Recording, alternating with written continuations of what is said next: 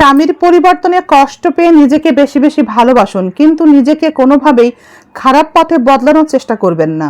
স্বামীর হঠাৎ পরিবর্তনে আপনি কষ্ট পেতে পারেন, কিন্তু আপনি একটু খেয়াল করলে দেখবেন তার এই পরিবর্তনের জন্য আপনি দায়ী কখনোই নন।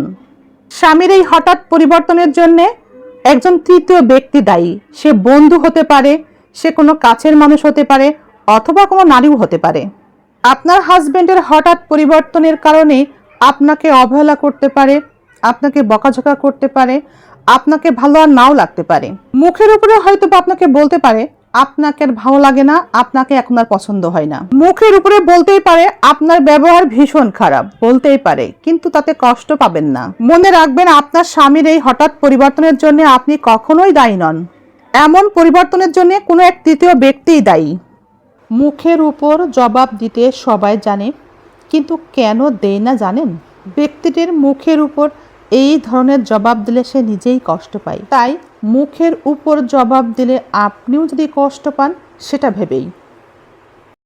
আপনার কাছে অনেক টাকা থাকতে পারে, আপনি শিক্ষিত হতে পারেন, আপনার অনেক সম্মান আছে বলে আপনি মনে করেন, তবে কি ধরে নেওয়া যায় আপনি একজন ভালো মানুষ?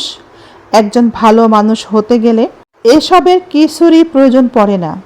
থাকতে হয় একজন মানুষের মধ্যে মনুষ্যত্ববোধ। একজন ভালো মানুষ হতে গেলে তাই আপনার মধ্যে মনুষ্যত্ববোধ থাকা খুবই প্রয়োজন। যে স্থানটাতে আপনার গুরুত্ব আছে কিন্তু আপনার পরিবারের গুরুত্ব নাই, আপনার সন্তান ছেলে মেয়ের গুরুত্ব নাই, যে স্থানে আপনার গুরুত্ব আছে কিন্তু আপনার পরিবার আপনার সন্তানের ক্ষতি হতে পারে, সেই স্থান যতই আপনার হোক ভালোবাসার অথবা বন্ধুত্বের, সেই স্থানে আপনাকে অবশ্যই ত্যাগ করা উচিত। মনে রাখা উচিত, বিবাহিত পুরুষ সন্তান স্ত্রীকে বেশি ভালোবাসে, পর নারীকে কখনোই নয়। পর নারীর সাথে পুরুষের যে সম্পর্ক আমরা দেখি, সেটা শুধুমাত্রই টাইম পাস। স্ত্রীর সাথে খারাপ ব্যবহার করলেও, দুর্ব্যবহার করলেও পর নারীর সাথে মিষ্টি মিষ্টি কথা বলার একটাই কারণ, সম্পর্ক ঠিক রাখা এবং টাইম পাস করা, এনজয় করা। পুরুষ যতই হাজার নারীর সাথে বন্ধুত্ব করুক, সে তার প্রথম স্ত্রীকেই বেশি ভালোবাসে। দিন শেষে দেখা যায় প্রথম স্ত্রীর কাছেই ফিরে আসে। বিবাহিত পুরুষের মিষ্টি মিষ্টি কথায় ভুলে যাওয়া নারীরা সত্যি বোকা। এরই নাম সংসার। পাশাপাশি হাঁড়ি পাতিল থাকলে শব্দ হবেই, ঠনামনা শব্দ হবেই। সংসার মানেই তাই ঝগড়া হবে, কিন্তু সংসার ছেড়ে চলে যাওয়া যাবে না।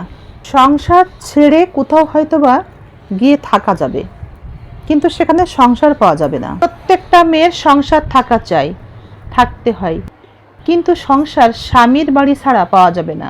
ভালো মন্দ নিয়েই জীবন, তাই ঝগড়াঝাঁটি সব কিছু মানিয়ে নিয়েই সংসারটা চালিয়ে যেতে হয়।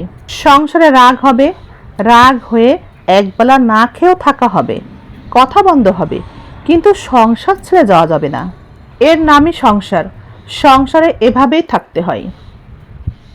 যদি কোনো ভালোবাসা, যদি কোনো সম্পর্ক বিশেষ কিছুর উপর নির্ভর করেই গড়ে ওঠে, তবে সেই বিশেষ কিছুটা যখন হারিয়ে যায় বা শেষ হয়ে যায়, তবে বিশেষ কিছু হারিয়ে যাওয়ার সাথে সাথে ভালোবাসা বা সম্পর্কও হারিয়ে যায়।